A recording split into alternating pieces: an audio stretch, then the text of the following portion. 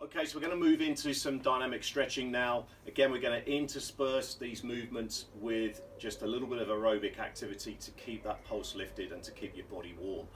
And we're just going to move the mat here, so we're going to work now from the top half down. So upper body first. We're going to look at these chest muscles. Now, door frame, anything solid.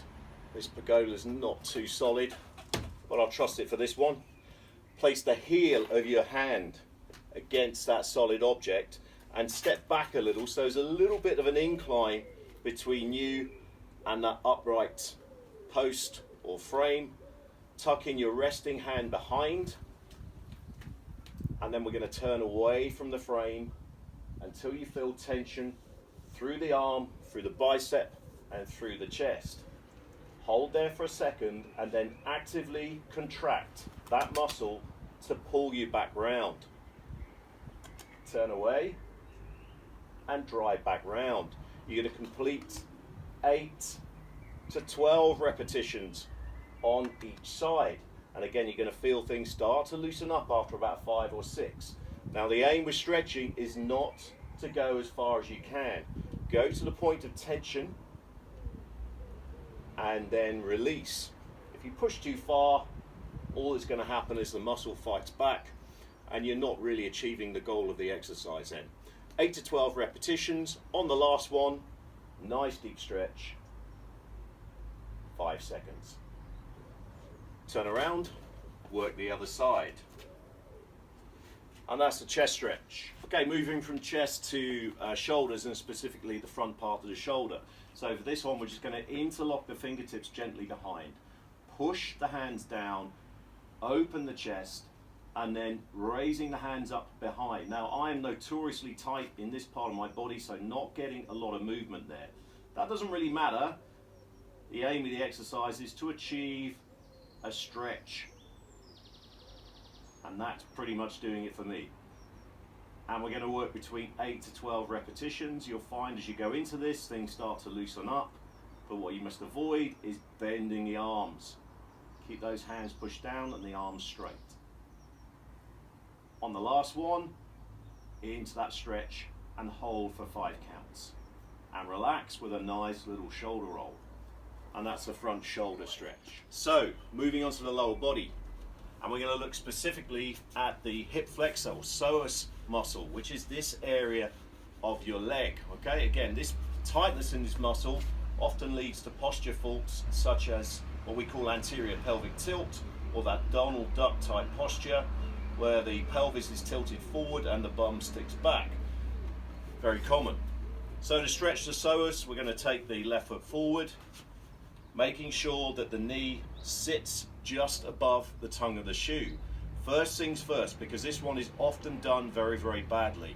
Don't just drive in to a nice lunge as if you're going to try and do the splits. It will achieve nothing. It's just going to put a lot of pressure on your lower back. First of all, set your body up correctly. Draw in your navel and contract your glute on that back leg, the right leg in this case. You should feel your pelvis rock back and your back flatten. Now, with a lot of people, me included, that's enough to create tension through that psoas. Keep the chin and chest lifted and drive in, raising the arms overhead. Very small movements. As long as you're keeping that navel drawn in firmly and that glute squeezed firmly, you shouldn't have to move very far to create good tension through this part of your body. I'm going to do 5 more.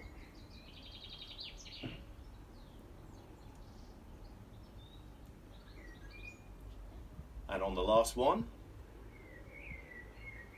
holding in stretch, 5 seconds. Hands up, chest lifted, tummy drawn in, and that glute squeezed on the right. 3, 2, and relax. Work the other side for 10. Next, we're going to look at the opposing muscle group, or the hamstrings. Now, a lot of people are tight in their hamstrings, and a lot of people stretch their hamstrings very, very badly. I'm going to show you a favorite of mine. Again, if you train in the studio with me, you'll do this one a lot, called the 90-90 hamstring stretch. And this is done in a supine position. Now, first thing with hamstrings, if you're very tight in your hamstring, it's pointless trying to stretch one side with the other leg straight. Give yourself a break, bend both legs. I'm going to focus on this left leg first of all. Set the knee above the hip. Reach behind the upper leg. There's two phases to this stretch. We're going to squeeze the muscle first by trapping the hand between the calf and the hamstring, and then straighten the leg or extend the knee until you feel moderate tension here in the hamstring muscle. Squeeze it, stretch it, and we're going to do 10 repetitions. And again, after 4 or 5, you'll start to feel that loosen up a little. And we're actually using the quadriceps here to force that stretch. So whilst lengthening the hamstring, we're warming up and activating these quadriceps. Now, I don't have good range of motion at my hamstrings, as you can probably see, but it has got a lot better over the years since I've been training with this particular drill.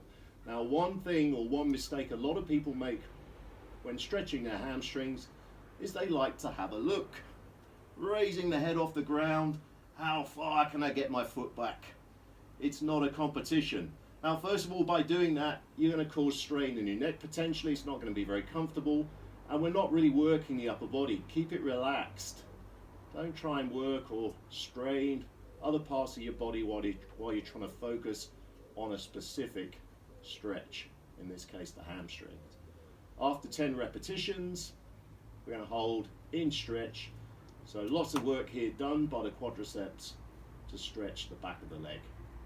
We can hold that for 5 to 10 seconds, relax, and then work the other side. And that's the 90-90 active hamstring stretch. Okay guys, just another couple of stretches to go before we move into the main part of the routine. So next muscle group we're going to look at are the adductors, or sometimes known as the inner thigh. And to do this, we're going to set the edge of the soles of the feet together with the knees bent at 90 degrees, and then come back so we're nice and relaxed through the upper body. We're going to place the hands midway between the groin and the knee, but without lifting your head off the ground. Okay, keep everything through that upper body nice and relaxed. And we're just going to push gently down with the hands, not too much pressure, really just the weight of your arms, until we feel moderate tension through these adductor muscles here. And then engaging the same muscles against the resistance of your hands. So now we push down a little firmer with the hands and contract those leg muscles as if we're trying to bring the knees together, but we don't. And then relax. Gently open. So contract the muscles, closing against the resistance of the arms and the hands, and then relax.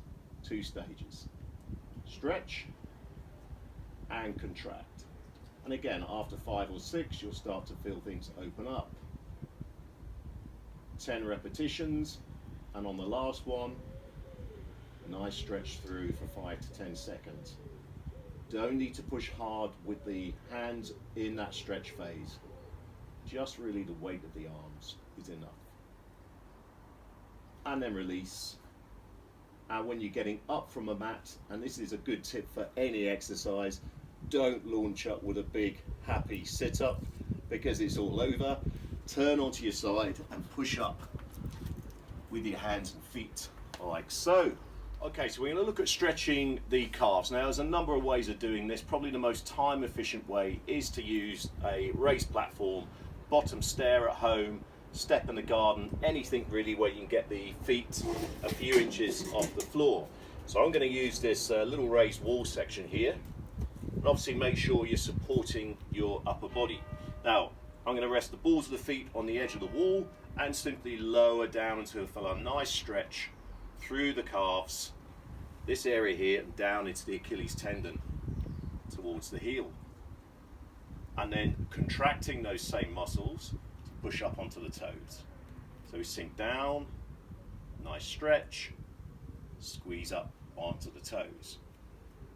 10 repetitions, and already I'm starting to feel that loosen up nicely after 3 or 4. On the last one, sink down, just let gravity and your body weight do the work. 5 to 10 seconds at the end, and then step through. And that's a nice, easy calf stretch and muscle activation exercise.